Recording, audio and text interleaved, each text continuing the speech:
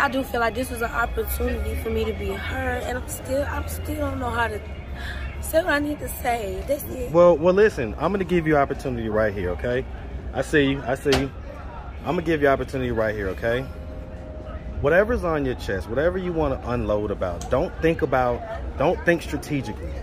Don't think, should I say this, should I not say this, this and that. Whatever is there right now, just unload it.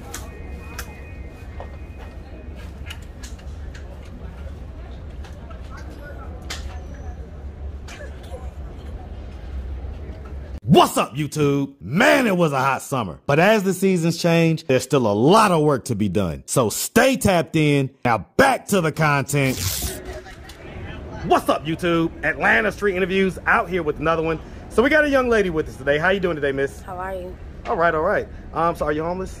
Currently, yes. Okay, and so how old are you? I'm 27. 27? And so how long have you been homeless? I'd say at least now about a few months into a year. You say a year? A few months into a year. A few months into a year? Yeah. Okay. And so what was it that happened almost a year ago that caused you to come in this place? What up, Big What? Everything good? Well, I'm gonna holler at y'all in a minute, okay? So pretty much, I started out to a rough start. Discovered that my kid has autism. That meaning that you can get help if it's put in black and white. Of course, that brings benefits, and if I'm not willing to pretty much come up off of whatever little I get from my child benefits, then I don't have any help. And I just do it day for day and figure it out for myself. So you do currently get benefits? Yeah, like EBT, things of that nature. I just pretty much being used for it. If I have it, then I have the help. I get it. Do you have like benefits as far as like, so we get the EBT and the, you know, maybe Medicaid and stuff, but do you have like a check that comes every month as well? No, and that is my problem. So, and if I could be honest on the page, like people are not really trying to put it in black and white that my child have autism. And so, you say you're not trying to put it in black and white? His doctor, his Caucasian lady, she's not really interested in putting it in black and white, you know. Why not? She tells me to take different referrals, and you know, she sends me out to Dunwoody, Sandy Springs for other opinions and things of that nature. But you know, it's really not what they're saying. Anything to keep you at a certain, I guess, level is what this world is about. Okay. So, you know, and is that the father of the child? The guy that you're with? Yes. Okay. And so, you know, so you guys are both together, right? Yes. So, I mean, what's preventing you guys from kind of putting two incomes together and, you know, making it happen that way? Well, background, you have to have a stable, a good background. Clean background? So is that both you guys that don't have the cleanest background, or? Yeah, but mine is doable. I just need, again, my baby situation to be in documentation. We could get caps. I start school on September 13th, which is a few days from now. Okay, congrats on that. Yep, thank you. Baby dad does as well. The kid gets to attend a daycare going through caps, but this brings me back to the conclusion of begging a doctor's office to put my child's autism on paper, basically, so that you can get all the benefits that you deserve. Yeah. Why do you think that they're not diagnosing it as autism at this point? If I had to tell the truth, I don't want to blame the culture, but if I had to be honest, you do get some people that take advantage of the help, the legal help that is given. I am a 27-year-old female. I'm a first-time mom, and there is a lot more I possibly could have done in my younger time of age, and things you didn't know you pay for later. Like what? Like, you know, not taking school as serious. Maybe So just life things, basically. Yeah. Okay, so I get that, right? So I'm gonna put a pause right there. Okay. And so real quick, have you ever been married? No. Okay, so let's start from the beginning. So where you from? I'm from East Atlanta. Hey, East Atlanta, Santa Zone 6, yes sir, all day. Hey man, shout out that Zone 6, that big old East Atlanta, yes sir, all day. And so growing up in East Atlanta, did you have both mom and dad in the household? I did. Well, not in the same household. Separate household. I had my dad up until the age of 14. He died when I was like 14. I'm sorry to hear about that. It's fine. How did he pass? Kidney failure. So I'm not really sure if that was a genetic thing or if that was based on the intake of, you know, alcohol and stuff like that. It could have been both. I recall seeing my dad, you know, drink. But okay, so he passed at 14. Who'd you grow up with mainly? My mom's grandma. She pretty much had a big part of my raising. Your mom's grandma? My great grandma. Okay. So, why didn't your mom more so raise you? My mom had me young.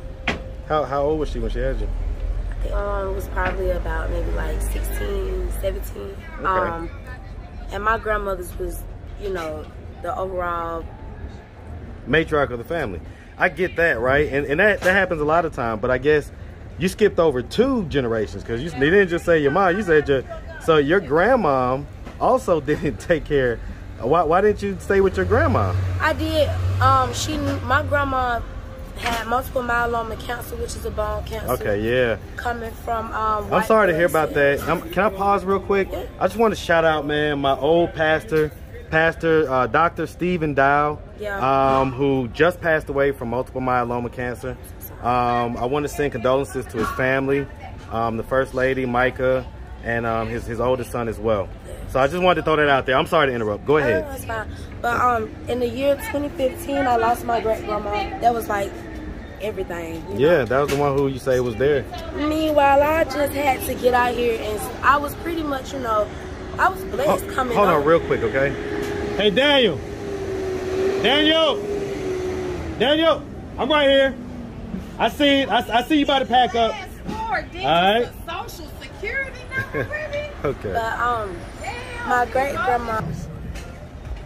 Okay, so wow, I just missed about 5 minutes of powerful interview.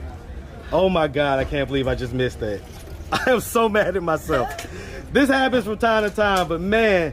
Okay, so we'll take it back real quick, okay?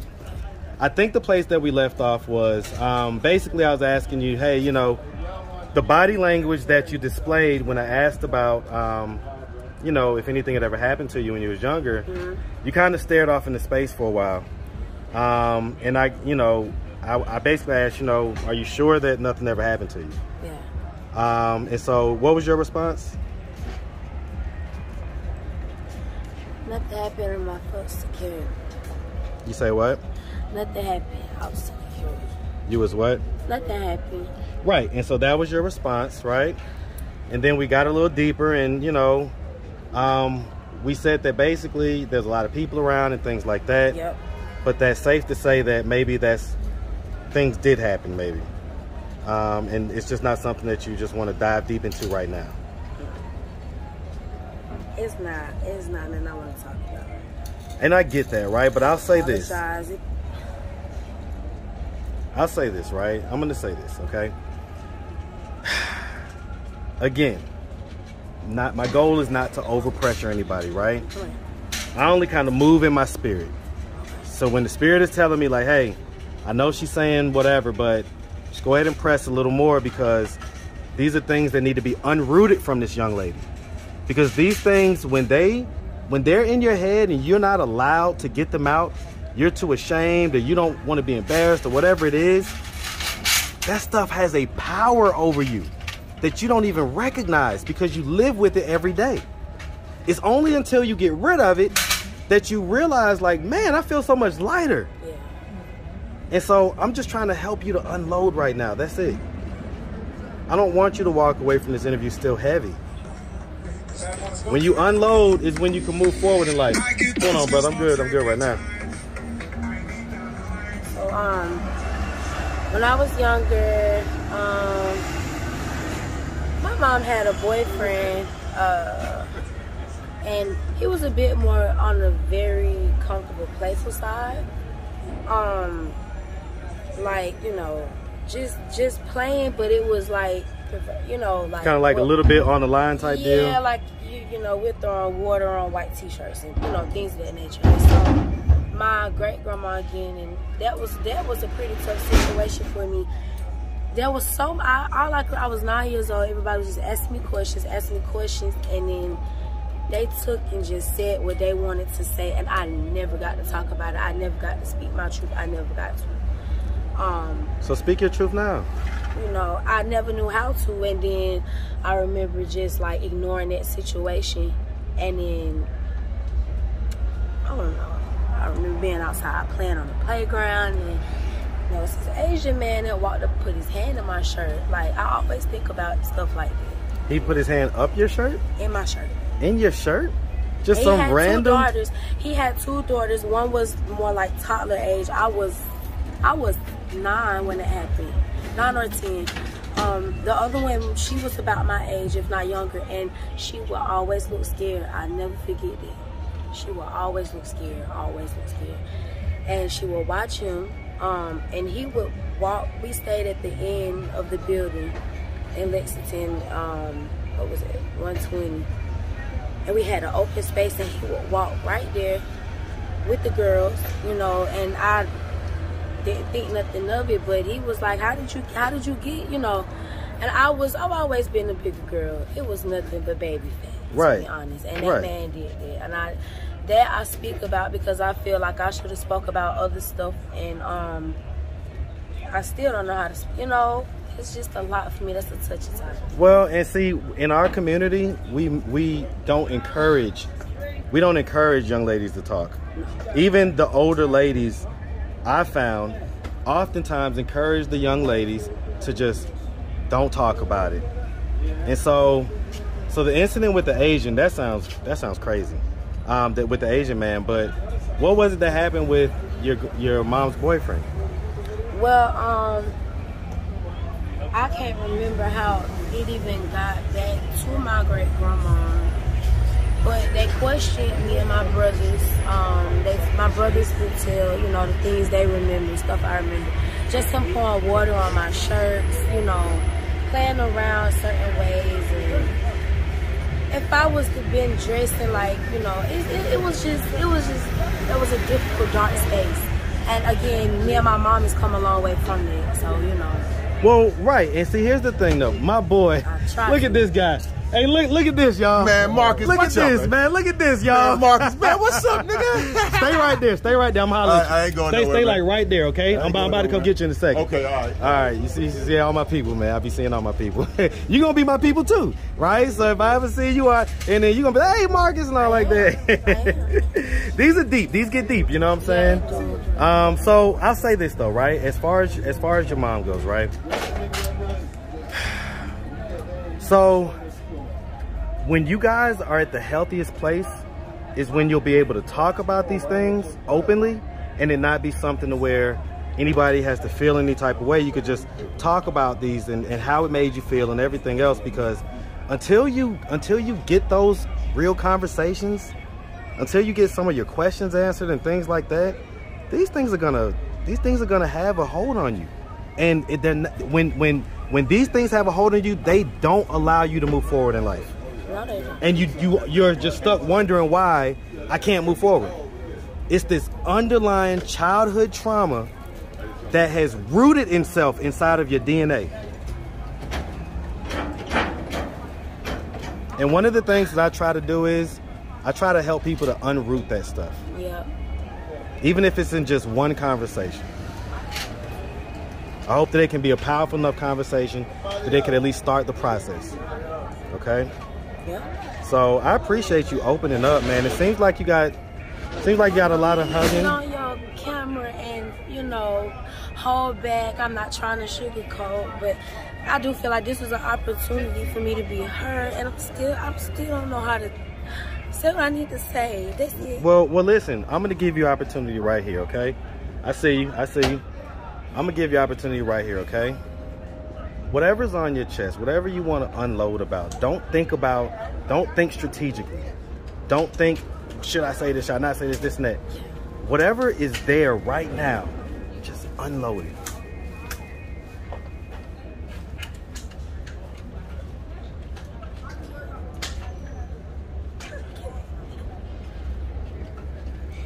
It is so hard for me. I cannot.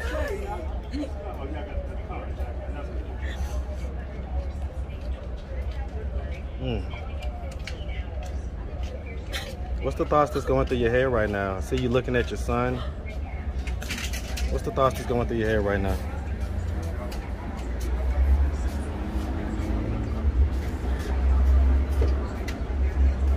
Because people gonna judge people, and I don't care for that. But will somebody really listen? Well, here's the thing. We tend to pay attention to the people who have negative things to say. And I ain't gonna lie, we all do, right? We all do. I have a lot of people that say negative things about me on my channel. But what I knew from the beginning, and what has only been confirmed, is only pay attention to the people that are trying to help or have positive things to say, right? Because most of the time, those people that are trying to say something hurtful are already hurt. Hurt people hurt people. So I feel bad for them, honestly, when they come on my channel and they leave all type of hateful remarks towards the interviewee or anything like that. Yeah. They're just letting people know that they're hurt. Yeah. And that they should actually probably receive some sympathy, because they're hurting on the inside. So that's just a little bit of advice. But I do know I'm not, if I want to tell your camera, I'm human. I'm not perfect. Anybody I ever said anything to, because I ain't never really physically done it to hurt nobody. Never did too much out of malice. But if I ever made somebody feel bad, then I apologize, because karma is real. And I'm on the process, I'm on a journey. I can cry about it all day, and my story, I'm ashamed and embarrassed at how the situation is, but I know there's nobody got a gun in my head saying what I can't do. It's all about what you want. It's what you want. I've restarted my journey with God 1 billion times, and it always feels like the first day of school again to me, you know. Listen, man, listen. I'm gonna tell you something, man. This life is a journey. Yeah. This life is a journey, okay? And it's an imperfect one. Yeah. Okay? And so all we can do is just try to do our best every day. Yeah. And so there's nobody out there that's perfect. So you don't have to apologize about being human, trust me. All right, so I get all that. All right, so so listen, I appreciate you taking the time answering all of our questions. If anybody out there wanted to reach out, help, or donate, do you have any way they could do that? Do you have social media, Cash App, anything like that? My Cash App is going to be Rashandra96, and so that is spelled it's $ capital R lowercase a s HUNDRA 96. And my social media, my Instagram is Mean Minkin. Who? Mean Minkin. MINGMIKIN. Okay. All right. Well, listen, like I say, we really appreciate you. Definitely wish y'all nothing but the best out here, okay? I appreciate you. Make sure you have a good one, sweetie. All right.